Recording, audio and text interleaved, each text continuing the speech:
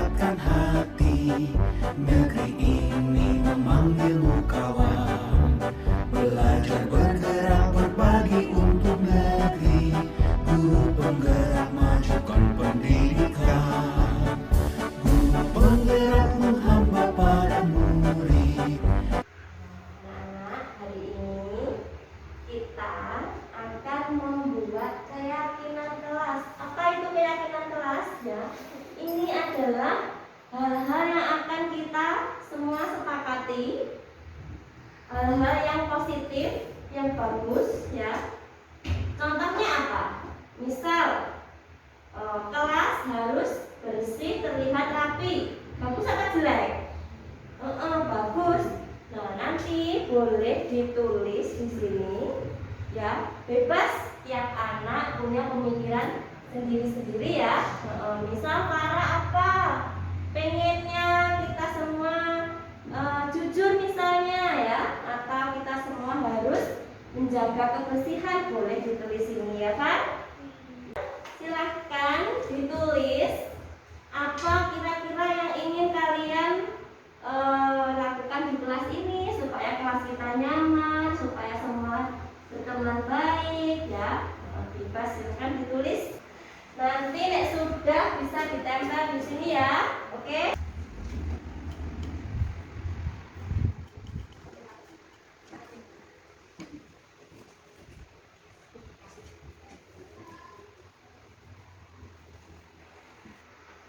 Sudah?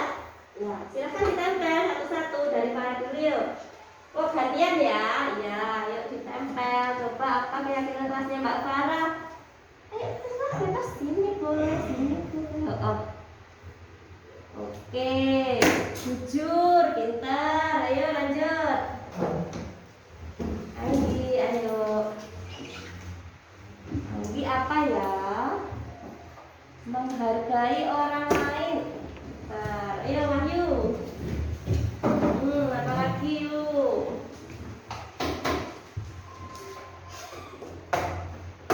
Disiplin dan rapi, oke ya. Nafisa.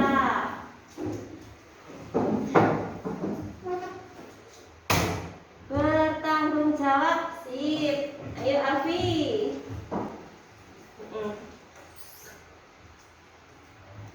Ini boleh ya. Oke, pintar. Santun, bagus. Ayo Bilkis. Gantian ya, nanti kayak Ferdino. Ya, sini. Bekerja sama, sip. Ayo Ferdino. Menjaga kebersihan, oke. Radika yuk.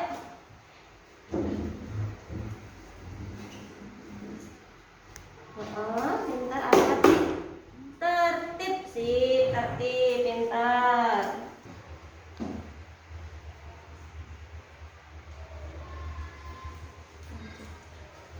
Nah, semua harus melakukan loh ya.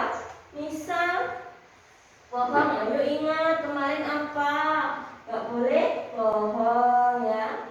Misal Wahyu buang sampah. Gak boleh ingat kemarin tulis apa. Oh, ini harus apa? Rapi, harus bersih ya. Diingat-ingat yang sudah kita yakini ini menjadi keyakinan kelas. Oke, semua sepakat? Oh, oke. Ya, makasih.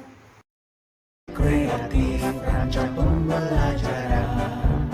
Hargai potensi, tingkatkan prestasi. Lahirkan profil pelajar Pancasila. Belajar bergerak berbagi untuk negeri. Kita menjalin kolaborasi. Belajar bergerak berbagi untuk negeri. Demi bakti pada Ibu Pertiwi.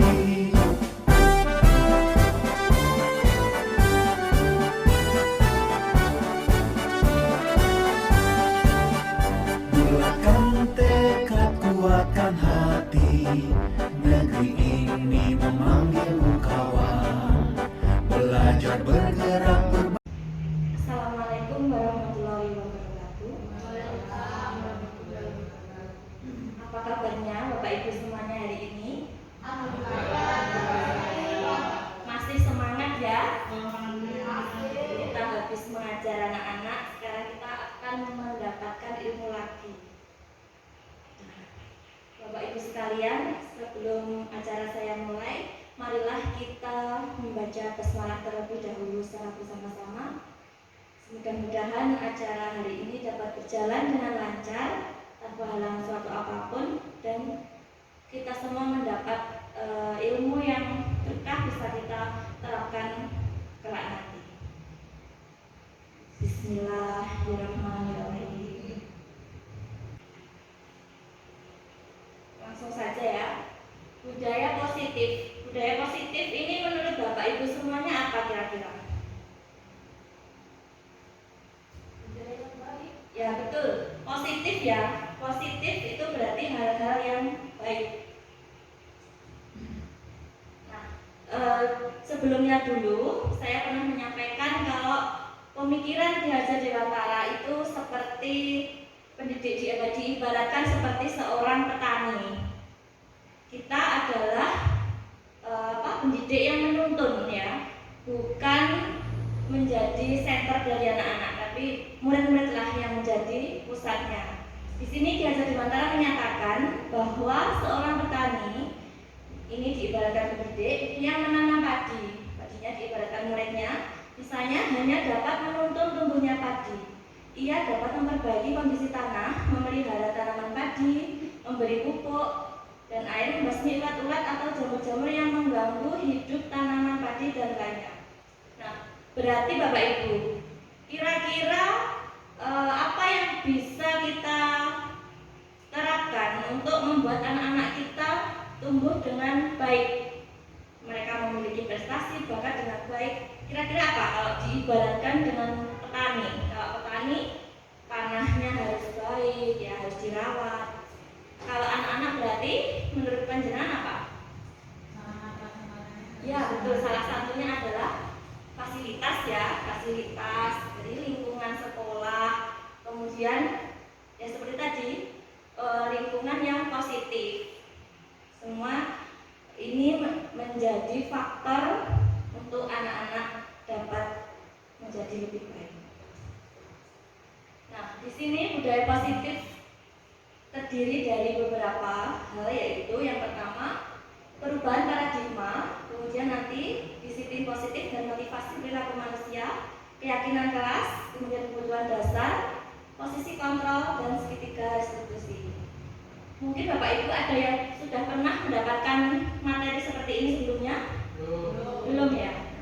Ini saya mau sharing supaya kemarin Bu Kepala Sekolah berpesan, karena kan yang ikut grup penggerak sementara masih 2 orang. Nah, kalau bisa itu teman-teman yang lain juga meskipun tidak ikut grup penggerak tapi juga mendapatkan ilmunya. Jadi semuanya nanti bisa bergerak bersama-sama untuk mewujudkan anak-anak yang merdeka dan berprofil pelajaran Pancasila. Nah, ini perubahan paradigma belajar. Ini sebagai kegiatan pemantik ya Bapak Ibu. Coba, ini kita akan bermain cobalah buka. Tugas Anda mengepalkan salah satu tangan Anda. Coba ya, kita kepalkan tangan kita. Nah, ini bayangkan Anda menyimpan sesuatu yang sangat berharga. Nah, tugas teman Anda ini mencoba dengan segala cara untuk membujuk supaya kepalan tangan Anda ini terbuka. Kira-kira Bapak Ibu kalau dibujuk, ayo buka tanganmu, diiming-imingi dengan hadiah bermacam-macam, kira-kira Bapak Ibu tertarik untuk membuka apa tetap yakin dengan pendiriannya menutup karena itu adalah barang berharga? Coba Bu Gadis. Mungkin akan tertarik ya Bu, karena kan kita diberikan seperti Iming-iming ya, dari hadiah itu ya. Kalau Bu Gina bagaimana? Kalau yang dipegang itu lebih berharga dari yang diiming-imingi mungkin tidak tertarik. Tapi kalau yang dipegang itu ternyata lebih berharga dari yang lebih berharga yang diiming-imingi, mungkin tertarik. Jadi tergantung tergantung ya, di iming-imingi apa dulu, lebih berharga mana dari yang kita pegang gitu ya. Nah, nah ini sebenarnya gini Bapak Ibu, kita pasti punya keyakinan ya, kita yakin, kita teguh dengan pendirian kita tidak bakal melepas kalau kita memang yakin barang ini sangat berharga, tidak mau pokoknya diiming-imingi berapapun berharganya yang lain, kita tidak mau, pokoknya kita yakin. Nah, di sini, nah tadi ya sudah saya tanyakan kira-kira apa yang akan membuka kepandangan Anda dengan tujuan godaan. Nah tadi tadi sama Bu Dina sudah. Nah ini terkait dengan teori kontrol. Jadi sebenarnya kalau misal seperti Bu Gadis tadi, dia mengepalkan tangan, tidak mau membuka, meskipun dengan bujuan teman-teman yang lain, meskipun bujuan itu sangat menarik, tapi tetap yakin itu sebenarnya dia tidak memperbolehkan orang lain untuk mengontrol dirinya. Ya. Tertutup, tidak mau dikontrol. Nah, kalau kita tertarik dengan ini, berarti kita tertarik, ya kita akan buka, kita mau dikontrol oleh orang lain. Jadi seperti itu. Awalnya dari teori kontrol ya, ini sebagai kegiatan romantik. Nah, jadi untuk membangun budaya yang positif itu sekolah perlu menyediakan lingkungan yang positif ya, betul ya tadi, fasilitas yang memadai, kemudian aman, nyaman, agar murid-murid mampu berpikir, bertindak, dan mencipta dengan merdeka. Karena tujuan pendidikan itu murid-murid harus bisa mencipta dengan merdeka, mandiri, dan bertanggung jawab. Jadi salah satu strategi yang perlu ditinjau ulang dari sekolah kita adalah bentuk disiplin yang dijalankan selama ini di sekolah kita. Kira-kira di sekolah kita selama ini bentuk disiplinnya seperti apa? Masih dengan peraturan-peraturan, ataukah anak-anak sudah menyadari dengan sendiri? Kalau saya sendiri ya di kelas itu, jujur sebelum saya masuk ke dari tempat materi di guru penggerak, anak-anak itu masih saya disiplinkan dengan peraturan-peraturan, disambut peraturan dengan peraturan sekolah. Nah, ternyata seperti ini tuh belum termasuk disiplin positif. Ini ada teori kontrol ya, pernyataan dari Dr. William Glaser dalam kontrol teori ini untuk meluruskan beberapa miskonsepsi tentang kontrol. Yang pertama, ilusi guru mengontrol murid. Ilusi itu apa? Ya, ilusi itu seperti kita halu ya, kita berangan-angan ya, kayak berandai-andai, kita membayangkan guru mengontrol murid. Biasanya guru yang menjadi pengontrol murid ya, ustadznya. Ini sebenarnya ilusi. Jadi tidak semua itu bisa dikontrol oleh guru. Seperti yang tadi, tergantung mereka membiarkan diri mereka dikontrol atau tidak. Kemudian ilusi bahwa semua penguatan positif, efektif, dan bermanfaat.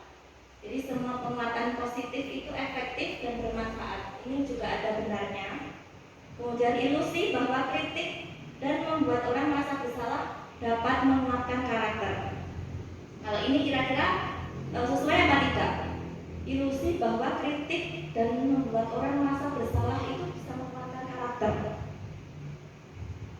Nanti ada ini yang penjelasan maksudnya ya. Kemudian ilusi bahwa orang dewasa memiliki hak untuk memaksa. Kalau sebelumnya kan kita berpikiran kita orang dewasa kita berhak menyuruh anak seperti ini ya. Kita memaksa. Jadi sebenarnya ini miskonsepsi. Nah, kita sebagai guru untuk menjalankan disiplin positif itu kita harus merubah paradigma kita dulu. Yang dulunya kita berpedoman pada stimulus respon lawan teori kontrol ya yang ini, kemudian sekarang kita pakai teori kontrol. Ini contoh, misal kalau stimulus respon itu realitas kebutuhan kita sama, ya secara umum kita sama. Tapi kalau menurut teori kontrol itu realitas kebutuhan kita berbeda. Semua orang melihat hal yang sama. Kemudian kalau teori kontrol, setiap orang memiliki gambaran yang berbeda. Jadi kita lebih spesifik, lebih memahami gitu ya kalau pakai teori kontrol. Ini bisa kita baca. Perilaku buruk dilihat sebagai suatu kesalahan. Kalau secara umum dulu kita berpikir seperti itu, nah sekarang kita rubah. Semua perilaku itu pasti memiliki tujuan. Jadi kita memahami nanti. Orang lain bisa mengontrol saya. Kemudian hanya Anda yang bisa mengontrol diri Anda, berarti cuma diri kita sendiri sebenarnya yang bisa mengontrol, orang lain tidak bisa. Pemaksaan ada pada saat bujukan gagal. Nah, ini kalau dibujuk gagal kita biasanya memaksa ya, kalau enggak ini nanti gini kita paksa. Nah itu yang benar. Sekarang kita harus berpikir bahwa kolaborasi dan konsensus itu menciptakan pilihan-pilihan baru. Jadi anak-anak diajak kolaborasi, diajak berpikir bersama.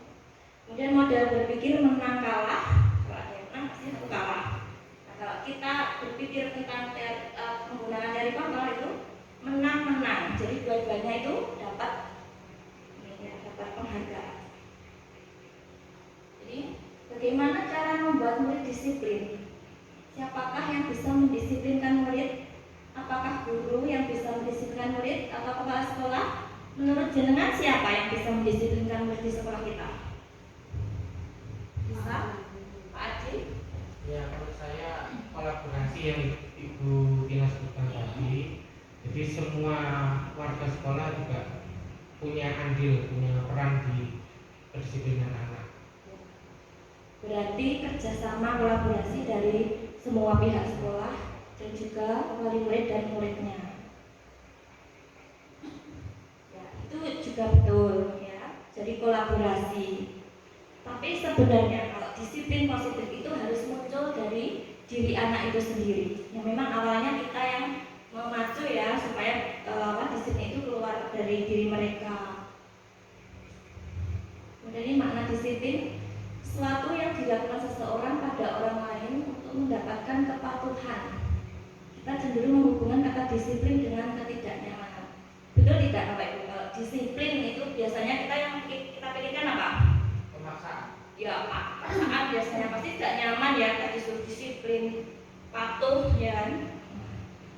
Ini Bapak pendidikan kita menyatakan bahwa di mana ada kemerdekaan, disitulah harus ada disiplin yang kuat.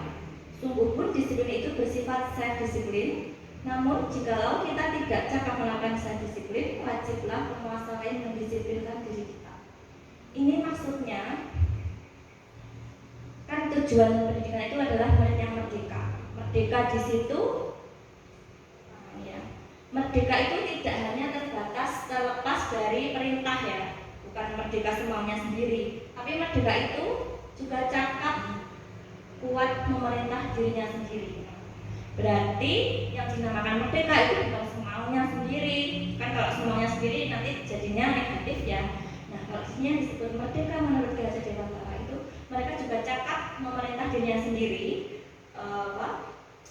Mau dibawa kemana mereka, menurut nilai-nilai kebajikan apa yang mereka percaya. Jadi seperti itu yang dimaksud dengan merdeka.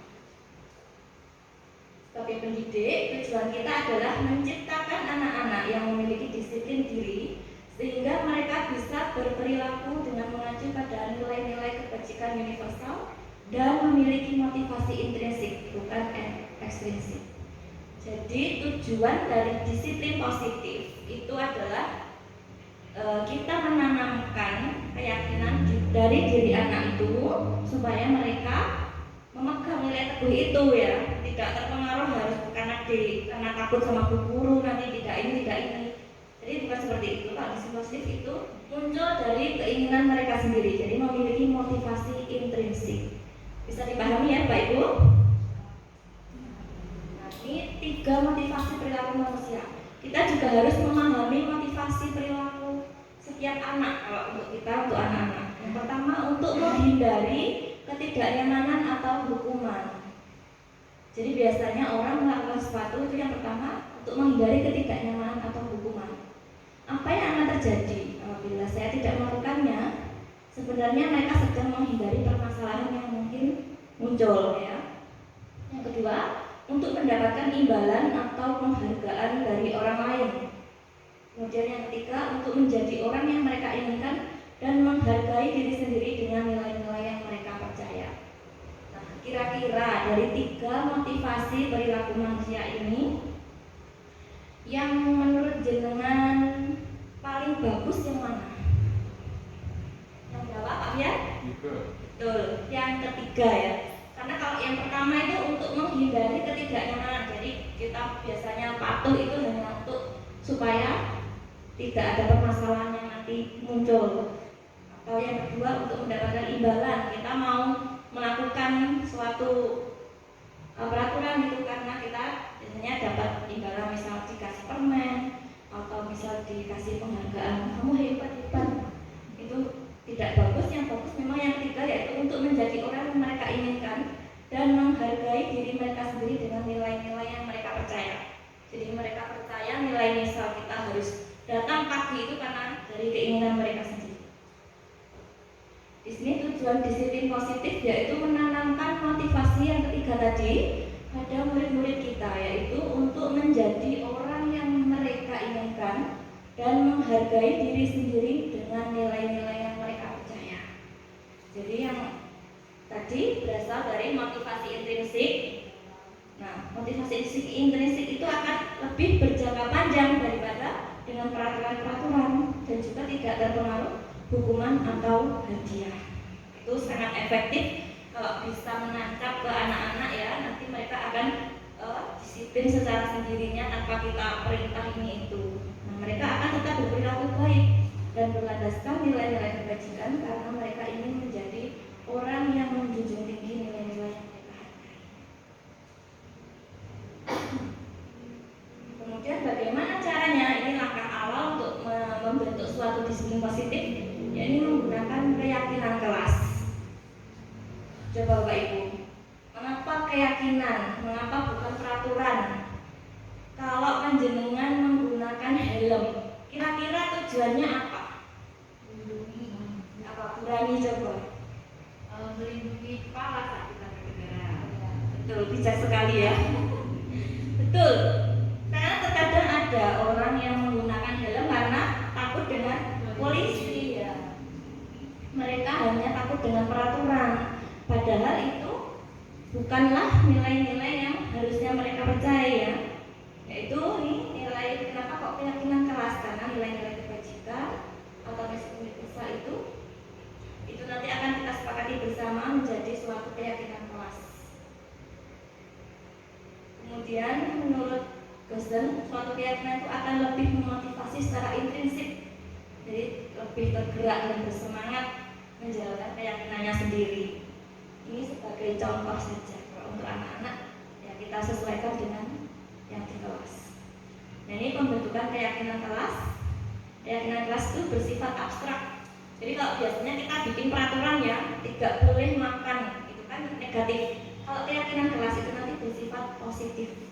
Jadi keyakinan kelas bersifat abstrak daripada peraturan yang lebih rinci dan konkret. Keyakinan kelas berupa pernyataan-pernyataan universal. Contohnya, misalnya menghargai orang lain. Nanti akan terlihat seperti apa? Misal saling senyum ketika bertemu dengan teman, seperti itu ya. Kemudian keyakinan kelas sebaiknya tidak terlalu banyak sehingga mudah diingat dan dipahami oleh warga kelas. Keyakinan kelas sebaiknya sesuatu yang dapat diterapkan di lingkungan tersebut. Semua warga kelas hendaknya ikut berkontribusi dalam pembuatan keyakinan kelas. Jadi anak-anak dilibatkan. Yang anak ini disuruh memberi ide. Kira-kira apa yang ingin kita sepakati bersama, kita yakini bersama di kelas kita. Kemudian bersedia meninjau kembali keyakinan kelas dari waktu ke waktu ini untuk gurunya. Ini beberapa contoh keyakinan kelas yang bisa kita terapkan di kelas. Jadi misal ya, nanti kita membuat keyakinan kelas bersama anak-anak. Misal ini contoh keyakinan kelas 1. Setiap anggota kelas perlu belajar. Jadi mereka tiap di kelas kalau ingat keyakinan ini mereka akan belajar. Setiap anggota kelas perlu senang, perlu melakukan tugas ya, ini macam-macam. Kemudian yang kelima, selalu bersikap positif, senantiasa menjadi diri terbaik. Ini senantiasa membantu ya. Kalau di kelas ini kita buat keyakinan kelas senantiasa membantu, mereka akan saling bekerja sama, saling membantu. Nah, ini kalau yang kelas 7 ini bisa hormat. Nah, hormat itu terlihat seperti apa? Nanti akan lebih diuraikan lagi. Ini kami meyakini sangat penting untuk menghormati semua orang dan barang milik orang lain. Jadi lebih universal, lebih abstrak ya. Kalau peraturan kan biasanya terlalu mengikat, kalau ini lebih ke positif gitu kalimatnya. Jadi anak-anak juga merasa tidak terlalu berat. Kemudian ini pemenuhan kebutuhan dasar. Jadi seluruh tindakan manusia itu memiliki tujuan. Betul ya?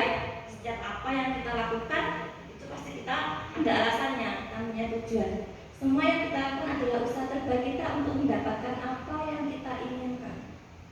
Ketika seorang murid melakukan suatu perbuatan yang bertentangan dengan nilai-nilai kebajikan, misalnya yang melanggar tadi, hal itu sebenarnya karena mereka gagal memenuhi kebutuhan dasar mereka. Jadi setiap anak itu pasti mempunyai kebutuhan. Ini menurut Gosen ini ya, ada 5 kebutuhan dasar manusia. Yang pertama, belonging atau kesenangan, power itu penguasaan, kemudian freedom kebebasan, fun kesenangannya, survival adalah kebutuhan bertahan hidup. Kebutuhan bertahan hidup itu biasanya berkaitan dengan kesehatan, dengan rumah, dengan makanan. Jadi misal ada anak yang tidak membawa bekal makanan di sekolah, kemudian mereka mengambil makanan milik teman. Kira-kira mereka sedang memenuhi kebutuhan dasar apa? Iya, bertahan hidup karena berkaitan dengan makanan. Nah, seperti itu. Kalau yang kedua, cinta dan kasih sayang itu kebutuhan untuk diterima. Kadang mereka cari perhatian karena di rumah mungkin orang tuanya sibuk, di sekolah pengen diperhatikan guru, seperti itu. Kemudian penguasaan itu kebutuhan pengakuan atas kemampuan, kebebasan itu kebutuhan akan pilihan, mereka pengen bebas. Kalau kesenangan, kebutuhan untuk merasa senang. Jadi mereka kadang ada yang melakukan suatu kesalahan, misal di kelas jahil sama temannya, itu cuma karena mereka senang melihat temannya menangis, senang melihat temannya ini sedih gitu. Biasanya ini kesenangan. Ini ada studi kasus, mari kita analisa bersama. Yang pertama, aku senang main kejar-kejaran dengan ibu guru, seru. Kira-kira ini anak ini sedang memenuhi kebutuhan dasar mereka yang apa? Ya betul, kesenangan ya. Mereka karena ada kata-kata seru dan senang, itu kata kuncinya. Mereka kalau bisa bilang, kamu kok lari-lari terus di kelas, kenapa? Itu kita tanya, kita pahami kebutuhan mereka, ternyata mereka itu. Kemudian yang kedua, aku hebat kan, bisa bikin ibu guru kejar aku. Kira-kira apa? Betul, penguasaan. Dia ingin merasa berkuasa, ingin dihargai, diakui teman-temannya kalau dia hebat. Yang ketiga, aku bosan belajar mewarnai terus di dalam kelas. Ya bebas, pengen bebas, dia bosan di kelas. Ibu guru bilang aku tidak boleh bersenandung sewaktu mengerjakan tugas. Katanya kelas harus tenang, tidak ada suara, kan nggak seru. Dia di kelas berisik sendiri. Kan nggak seru jadinya. Betul, kesenangan. Udah nih, menyetir mobil itu seru. Kesenangan ya. Nah ini kita nanti bisa menganalisa kira-kira mereka, anak-anak kita kalau melakukan kesalahan di kelas. Iya betul. Ini kemudian sebagai pendidik kita juga harus mempunyai kontrol diri ya. Ini ada 5 posisi kontrol. Yang pertama sebagai penghukum. Biasanya seorang penghukum itu menggunakan bisa menggunakan hukuman fisik maupun verbal. Kalau fisik jelas ya, pakai tindakan. Kalau verbal menggunakan kata-kata menyakitkan, verbal. Guru-guru yang menerapkan posisi penghukum akan berkata, patuhi aturan saya atau awas. Mereka penghukum, kamu selalu saja salah, selalu, pasti selalu, terakhir selesai. Mungkin ada yang menjudge muridnya seperti ini yang pernah? Saya mengakui kalau saya sendiri pernah. Iya. Iya betul, karena kita memang belum mendapat ya. Ya. Kemudian ini membuat orang merasa bersalah. Guru akan bersuara lebih lembut, suaranya lembut, menggunakan keheningan yang membuat orang lain merasa tidak nyaman, bersalah atau rendah diri. Jadi suaranya lembut. Ya. Ibu sangat kecewa sekali dengan kamu. Berapa kali Bapak harus memberitahu kamu ya? Gimana coba kalau orang tua kamu tahu kamu berbuat begini? Nah, itu suaranya lembut, tapi mereka pasti mengenang. Mereka akan merasa bersalah. Murid tidak berharap berharga, merasa tidak berharga, dan telah mengecewakan orang lain di saya. Dan yang ketiga, posisi kontrol sebagai teman. Jadi guru sebagai teman. Guru tidak menyakiti murid, namun akan tetap berupaya mengontrol murid melalui persuasi. Ajarkan. Posisi teman pada guru bisa negatif ataupun positif. Positif ini dapat berupa hubungan baik yang terjalin antara guru dan murid. Ini mereka akan berkata, ayo bantulah demi Bapak. Kita melihat murid itu sebagai teman kita, sebagai temannya. Tapi negatifnya di sini, ini posisi teman itu murid hanya akan bertindak untuk guru tertentu saja yang dirasa itu temannya ya. Kalau guru yang lain enggak mau, bukan temanku, enggak akrab. Nah ini negatifnya. Jadi murid akan tergantung hanya pada guru tersebut. Kemudian yang keempat, sebagai monitor atau pemantau. Monitor itu berarti tukang pengawas ya, mengawasi. Dan mereka bertanggung jawab atas perilaku yang kita awasi berdasarkan ada peraturan-peraturan. Ini dia fokus dengan peraturan yang ada, dicatat-catat juga nanti hasilnya anak-anak di kelas pakai observasi seperti itu. Nah ini guru biasanya berkata peraturannya apa? Ada peraturan. Apa yang telah kamu lakukan? Sanksi atau konsekuensinya apa? Ini sebagai monitor. Kemudian yang kelima ini sebagai manajer. Manajer adalah mentor, di mana guru berbuat sesuatu bersama dengan murid, mempersilahkan murid mempertanggungjawabkan perilakunya, mendukung murid agar dapat menemukan solusi atas permasalahannya sendiri. Ini seorang manajer itu juga pasti mempunyai posisi sebagai teman dan juga pemantau. Kita perlu mengacu pada institusi ya untuk menerapkan sebagai manajer. Biasanya seorang manajer itu nanti akan bilang apa yang kita yakini, dikembalikan ke keyakinan kelas. Mungkin Bapak Ibu sudah ada yang pernah mendengar kata-kata restitusi? Belum ya? Saya sendiri juga belum, baru dapat di guru penggerak ini. Nanti kita akan bahas lebih lanjut. Nah, dari 5 posisi kontrol tadi, menurut Bapak Ibu yang paling ideal yang mana? Betul, sebagai manajer. Bukan untuk mengatur perilaku seseorang ya, hanya membimbing murid untuk dapat mengatur dirinya. Kemudian seorang manajer bukan memisahkan murid dari kelompoknya, tapi mengembalikan murid tersebut ke kelompoknya dengan lebih baik. Jadi ini muridnya diolah lagi supaya nanti mereka kembali ke murid-murid, ke teman yang lain itu mereka tidak merasa bersalah, tidak merendah diri, mereka lebih memiliki karakter yang lebih kuat lagi. Mereka tahu itu salah, aku harus lebih baik lagi, seperti itu. Dan posisi kontrol seorang guru yang ideal itu manajer tadi ya.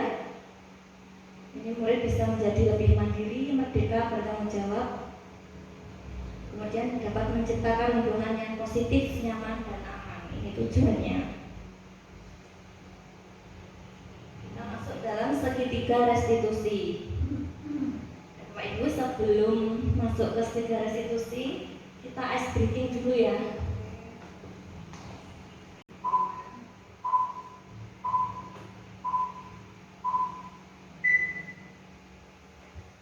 Kita akan bermain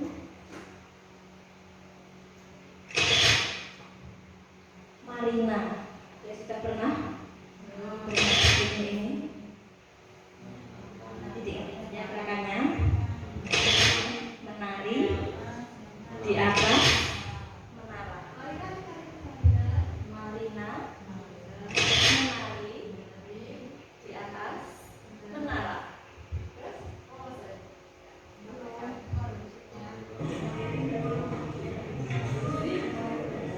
Boleh berdiri.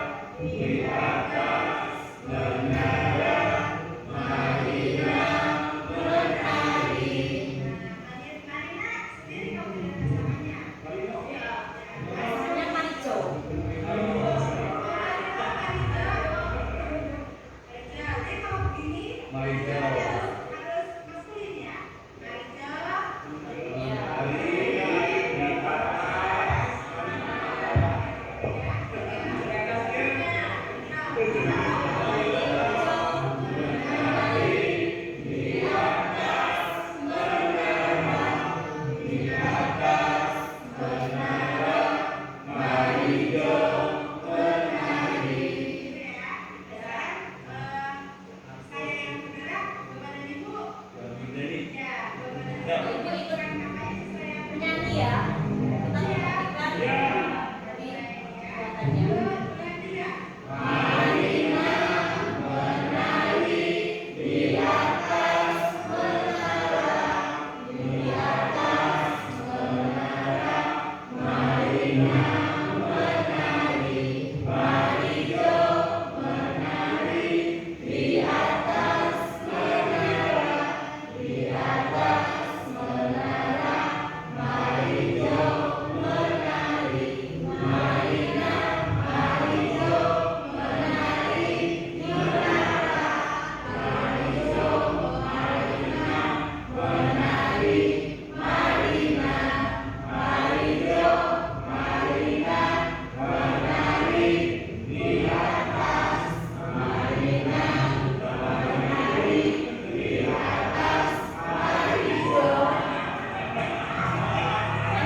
Marina menari di atas malinjo.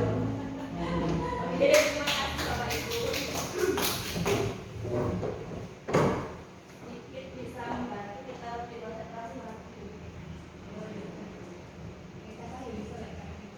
Ya, anak-anak bisa diajak ice breaking juga.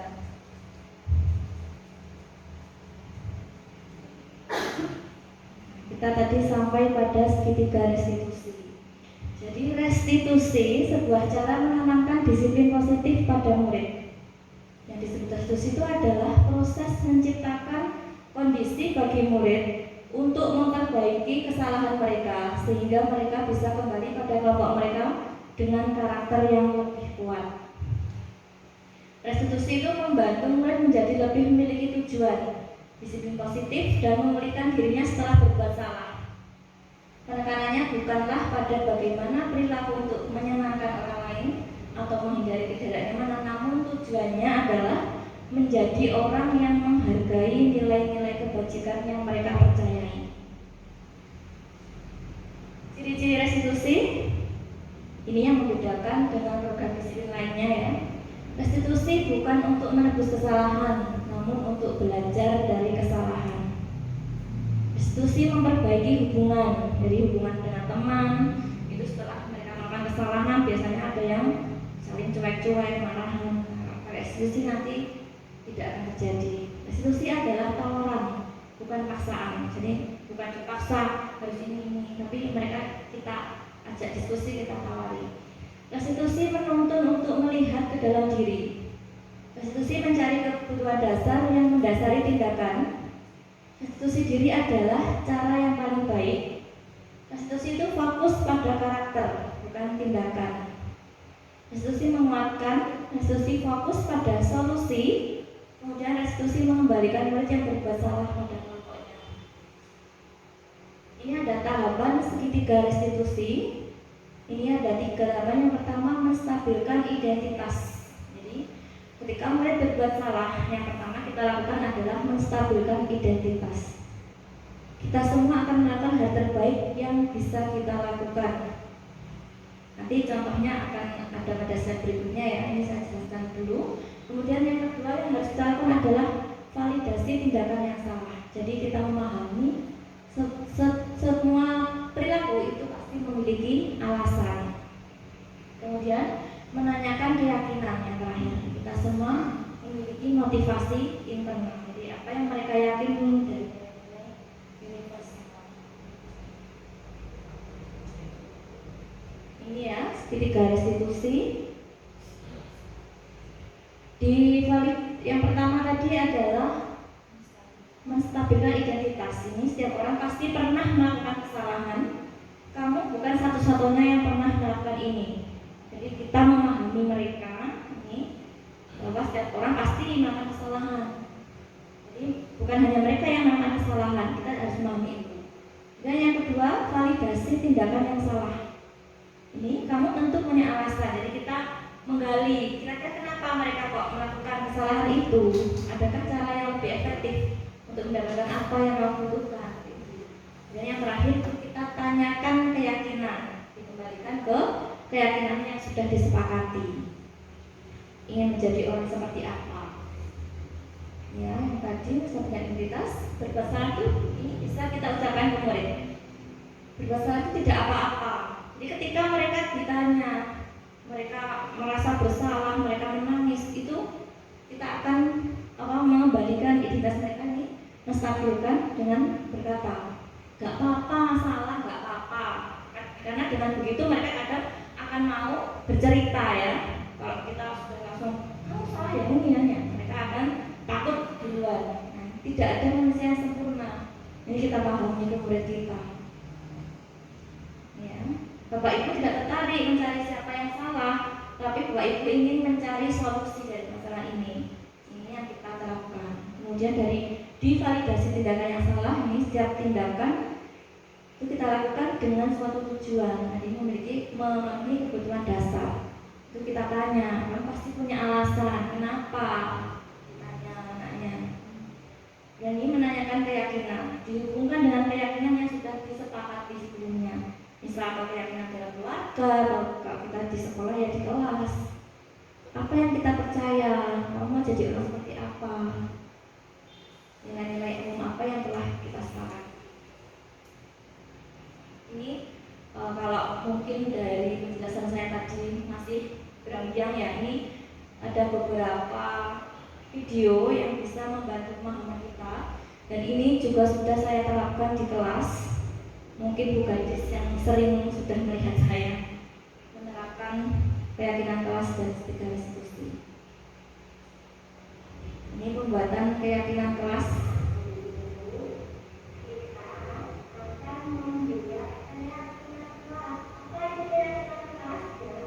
Ini adalah hal yang akan kita semua sepakati, hal yang positif, yang bagus ya. Contohnya apa? Misal kelas harus bersih, terlihat rapi. Bagus atau enggak? Bagus. Masih boleh tulis dulu ya, bebas yang anak boleh membilang sendiri-sendiri ya. Misal pada apa? Pengennya kita semua jujur misalnya ya, maka kita semua harus menjaga kebersihan. Boleh ditulis dulu ya kan? Ya bisa ya. Sekarang ini buat-buat satu-satu. Ini salah satu. Ini bisa dengan berbagai cara ya, supaya anak-anak menarik. Ini saya menggunakan seperti post-it. Siapa yang mau membantu? Nanti anak-anak disuruh menuliskan ide-ide, kira-kira mereka pengen ada kesepakatan atau keyakinan apa di dalam kelas. Kalau untuk murid kita ya, nanti bahasanya kita sederhanakan. Mungkin mereka tidak akan paham apa itu keyakinan kelas, mereka tidak akan paham. Tapi dengan bahasa-bahasa sederhana, kira-kira yang positif apa, yang bagus apa. Ditulis apa kira-kira yang ingin kalian lakukan di kelas ini supaya kelas kita nyaman, supaya semua berjalan baik ya. Bisa silakan ditulis. Boleh pakai kita.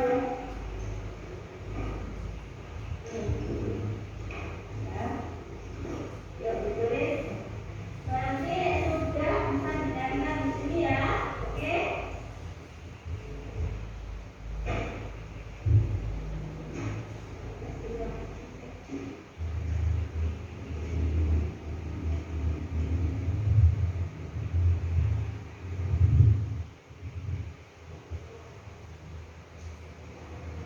Keyakinannya bisa dengan kata-kata yang sederhana. Nanti kita uraikan ketika anak-anak sudah menuliskannya. Di sini bisa sopan, santun, tanggung jawab.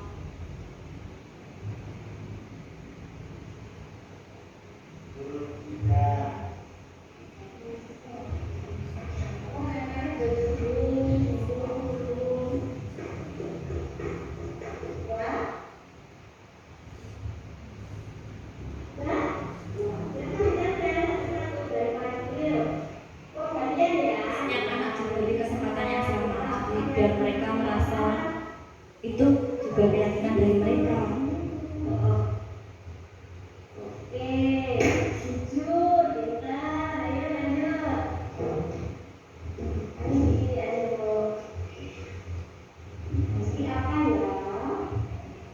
Mau jawab baik atau lain?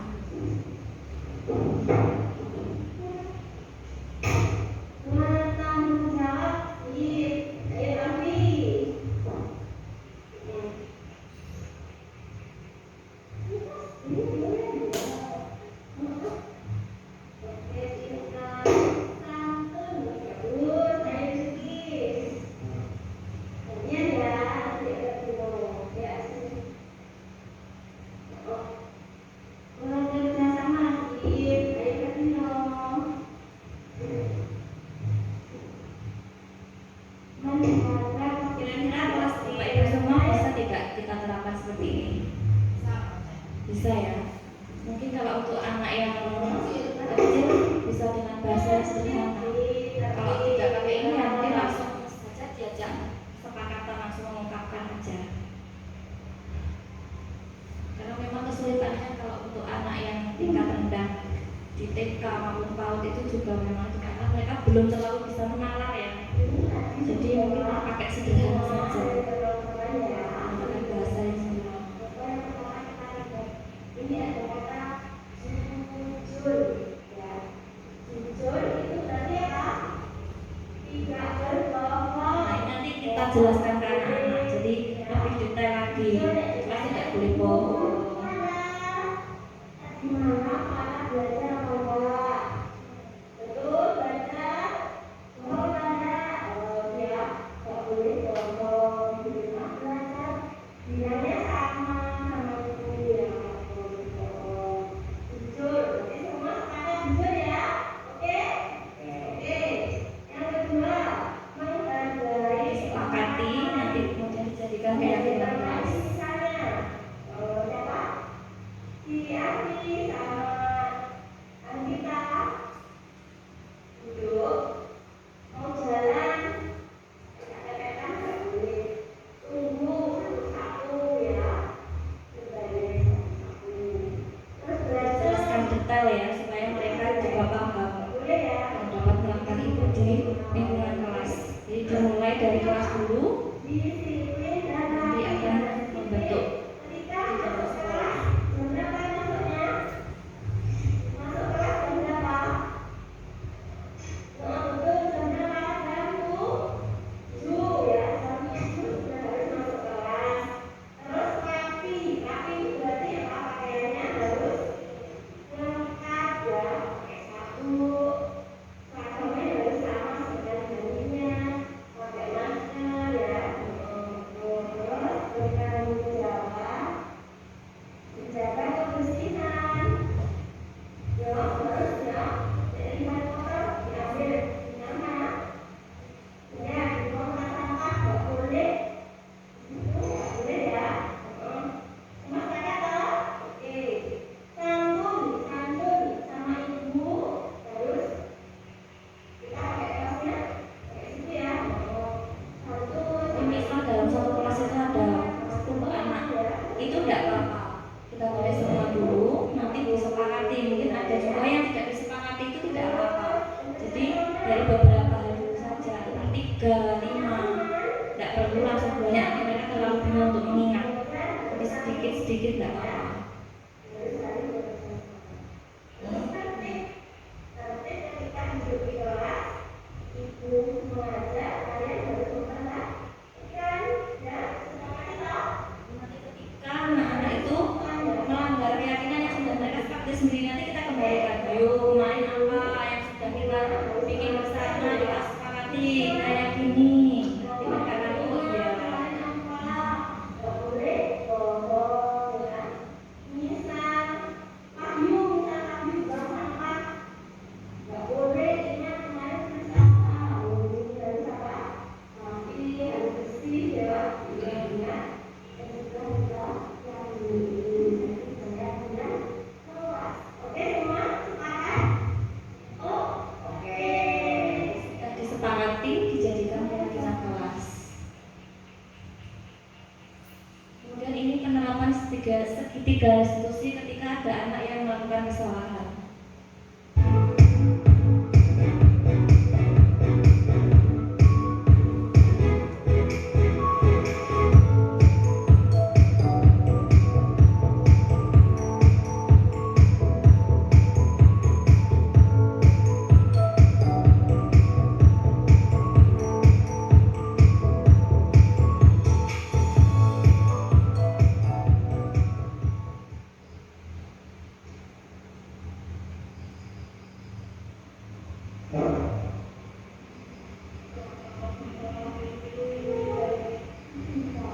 Kalau langsung mengaku tidak apa-apa. Kalau tidak mengaku nanti kita pakai bahasa yang tadi ya. Nggak apa-apa, salah. Kenapa? Yang sampah di situ, bagus kan jelek? Jelek kok. Ya jelek ya di situ. Kamu masih ingat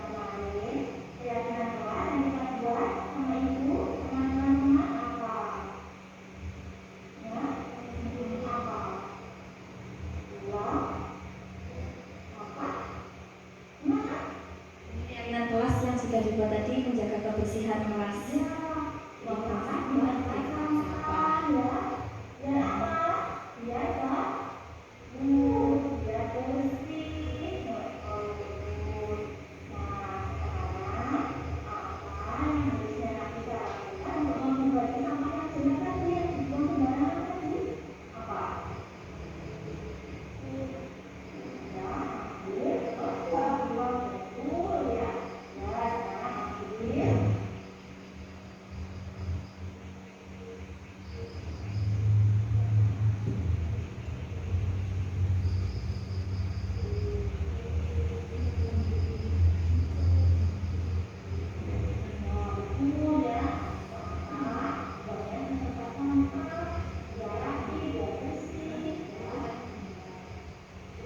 Kembali dari kesalahan itu dan memiliki karakter yang lebih kuat lagi. Mereka tahu itu salah, mereka tahu harus berbuat apa yang lebih bagus lagi. Itu tujuan dari ketiga restitusi. Di kasus yang kedua,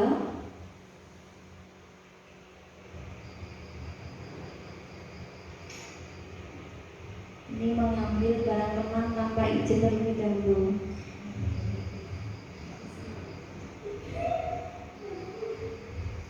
Bingunglah dia mencari, penghapusnya nggak ada.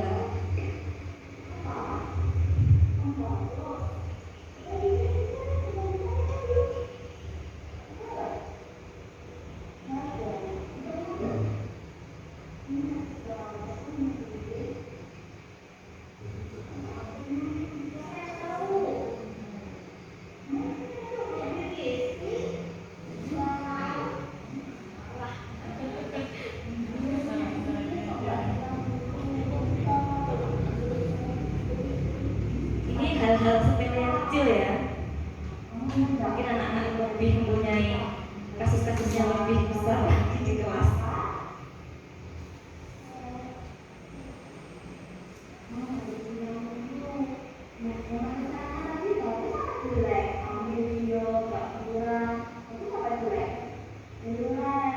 Ditanyakan keyakinannya, yang mereka percayai.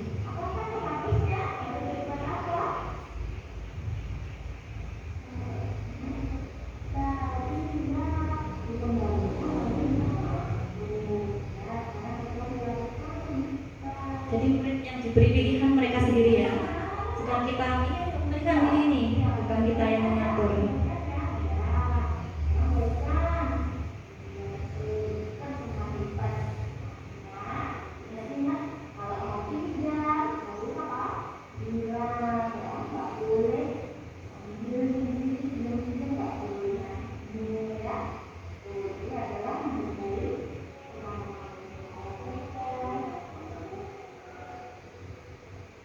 Juga tidak akan merasa bersalah. Ini testimoni dari Nafisa, karena memang keterbatasan bahasa ya.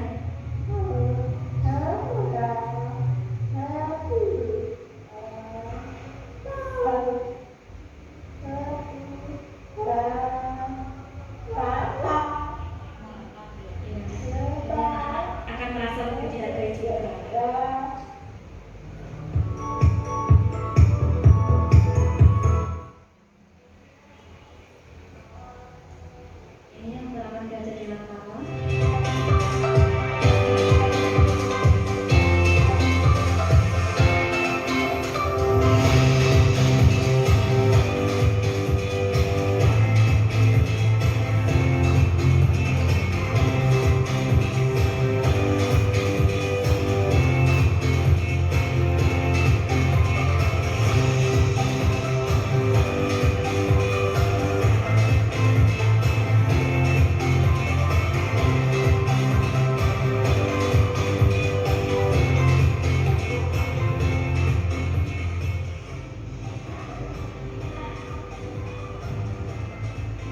Jadi dari serangkaian yang pertama dulu saya lakukan mengenai pemikiran Gajah Dewantara itu semua saling berkaitan Bapak Ibu. Dari pemikiran Gajah Dewantara itu juga akan membentuk budaya positif. Ini salah satu contoh kedisiplinan.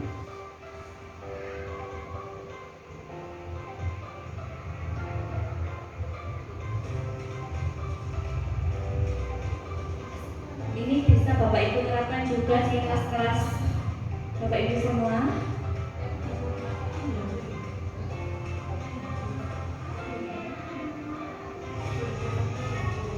Pembiasaan baik karakter ya.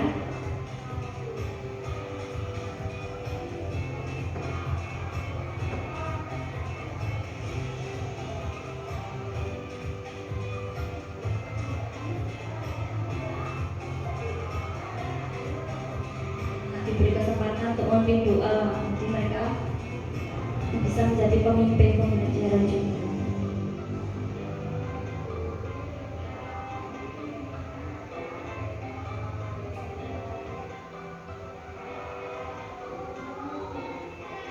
Ini untuk menumbuhkan rasa cinta tanah air ya. Itu sudah selalu kita lakukan ya di kelas.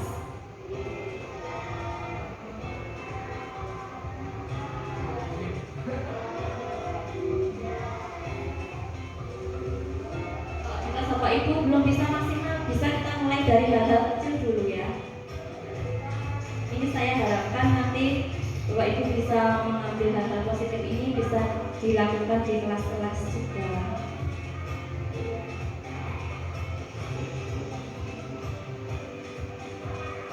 Di kelas itu kita bikin suasananya hidup, anak-anak dibikin memiliki ide, menyampaikan idenya, maju ke depan kelas, itu akan menumbuhkan rasa percaya diri mereka. Karena ini berpusat pada murid ya, jadi murid yang berperan dalam pembelajaran.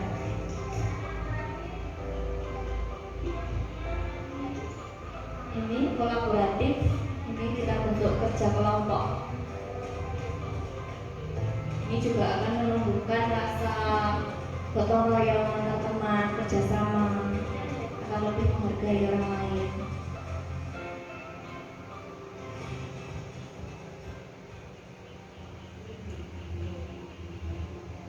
Ini testimoni dari kepala sekolah. Nah, ini kemudian yang nilai dan peran guru penggerak. Ini meskipun Bapak Ibu tidak ikut program guru penggerak, ini diharapkan juga bisa memiliki nilai-nilai dan peran ini juga bisa dilakukan.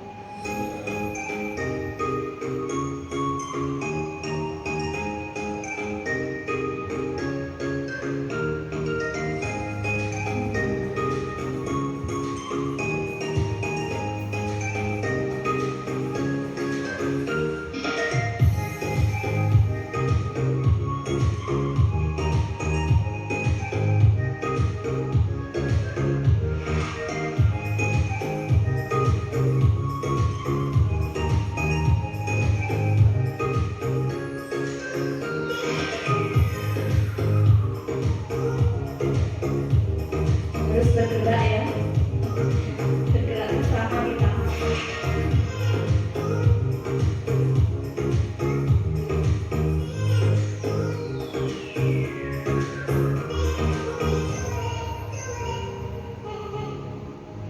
Kemudian ini selanjutnya kelihatan dari yang visi. Bapak itu harus mempunyai visi atau impian, murid impian ya. Kita harus mempunyai murid impian, murid yang seperti apa, jadi kita wujudkan.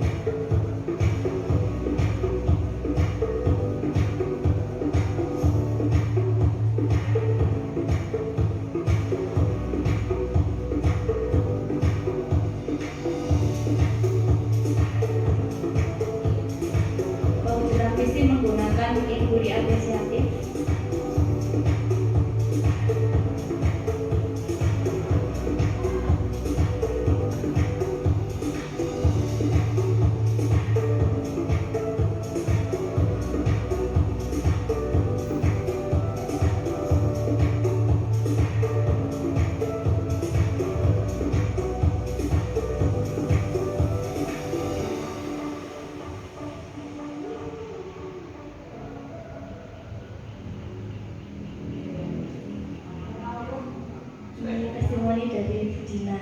Terima kasih banyak Ibu Dina. Nah,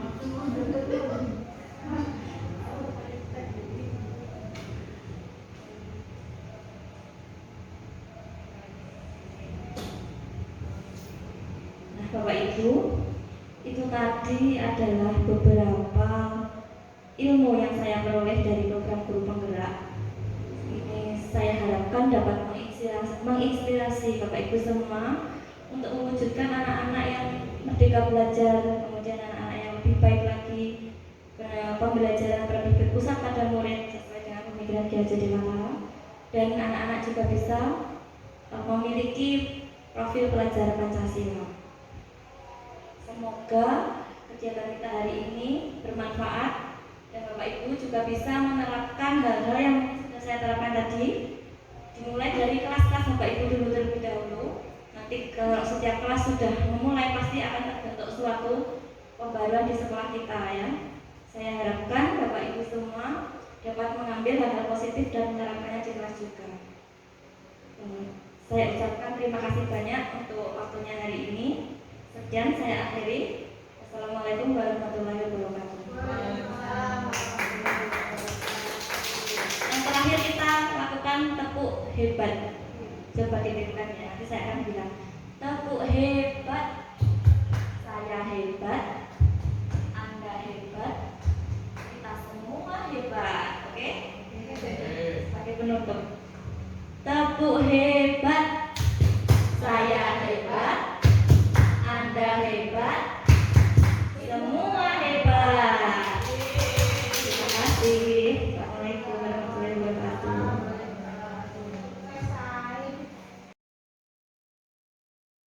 Assalamualaikum warahmatullahi wabarakatuh.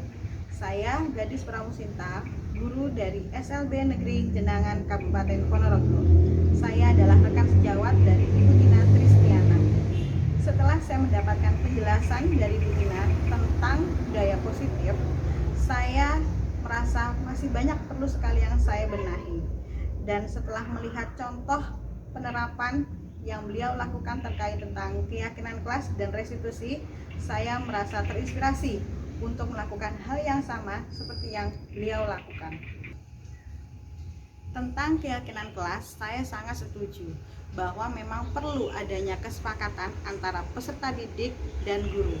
Hal ini dapat menumbuhkan motivasi intern. Artinya, ketika mereka melakukan hal baik, bukan berarti mereka takut dihukum atau mendapatkan penghargaan, tetapi karena mereka meyakini bahwa hal itu merupakan nilai kebajikan yang mereka percayai. Dan untuk restitusi, saya sangat setuju sekali bahwasannya setiap anak yang melakukan kesalahan tidak perlu dihukum atau dicari kesalahannya, tetapi kita sebagai guru memposisikan diri kita sebagai manajer, yaitu mengarahkan, membimbing peserta didik kita untuk menjadi karakter yang lebih baik lagi, sehingga mereka menyadari kesalahannya dan melakukan perbaikan. Demikian tanggapan yang dapat saya sampaikan terkait tentang materi budaya positif yang Ibu Tina sampaikan. Assalamualaikum warahmatullahi wabarakatuh. Negeri